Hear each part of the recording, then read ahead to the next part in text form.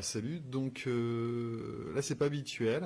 Comme vous voyez, je fais une vidéo que je poste sur mon Facebook. D'habitude, je fais des photos pour présenter mes derniers boulots. Et puis bah, je me dis, bah, pourquoi pas, on va tester, on va voir ce que ça donne.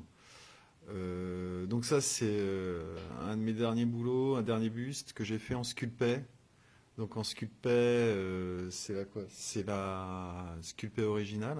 Donc, et la sculpet grise, qui est la sculpet. Je connais même pas le nom de mes sculpets. La sculpet médium, voilà. Je la connais par cœur, mais du coup là. Et donc sculpet original, pas vraiment. Là, vous voyez, c'est. Puis pour ceux qui sculptent, déjà, vous voyez que c'est sûrement un peu clair, la couleur. J'ai mélangé de la sculpet originale, dans la sculpet rose, avec donc celle-là, cette sculpet là, avec une autre sculpet. Alors, que j'avais commandé comme ça, mais utilisé tel quel, c'est vraiment pas terrible, hein. C'est une sculpet blanche. Voilà, blanche, voilà, parce que la couleur, elle est comme ça, c'est emballé.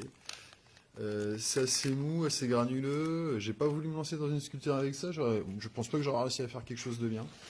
Alors du coup, je me suis dit, tiens, je vais mélanger ça avec la rose, parce que la rose, des fois, ce qui est emmerdant, c'est qu'elle a un petit côté transparent, donc pour lui enlever son petit côté transparent, et bah, le résultat, c'est pas mal. Mais alors le truc, c'est que ça a été une grande galère à mélanger, quoi, parce qu'on peut mélanger plusieurs sculptés ensemble, et donc la sculpée rose, puis la sculpée grise, vous pouvez les mélanger ensemble, c'est un peu galère, mais ça va, ça prend. Par contre, la blanche et la rose, là, ça fait des marbrures, quoi. Et vraiment, vraiment, vraiment, vous malaxez, vraiment en avoir mal au poignet. Donc je préviens pour ceux qui veulent le faire.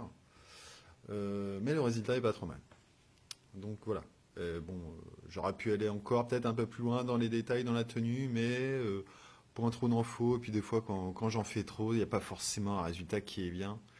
Et donc voilà quoi. Voilà pour cette présentation quoi. Et peut-être que je ferai d'autres vidéos. Là, c'est vraiment juste pour m'amuser. Peut-être pour présenter des outils, ce que j'utilise en outils. Alors les outils, on en a toujours plein, hein. C'est comme dans les ateliers, ou ceux qui bossent dans des ateliers, on a plein, plein, plein, puis finalement on utilise toujours les mêmes. Donc moi c'est essentiellement des pinceaux gomme, j'utilise franchement là pour la sculpture, essentiellement, voilà, à 80% de la sculpture j'ai utilisé des pinceaux gomme quoi. Et ceux que j'utilise, principalement, je peux vous les montrer, c'est ces deux-là. Donc celui-là je l'ai depuis très longtemps, c'est un pinceau gomme souple, hein. Très souple, parce qu'il est blanc, et il y a le gris un petit peu moins souple.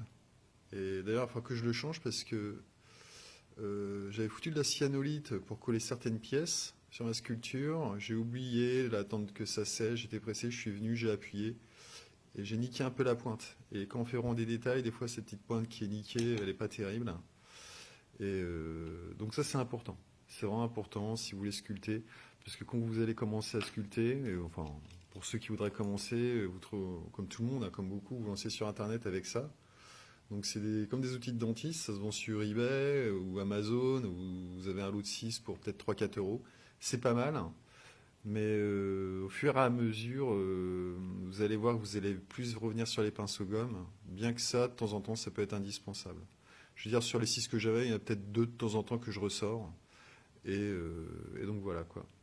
Et alors, puis en ce qui concerne la commande de matos, bah faut faire gaffe.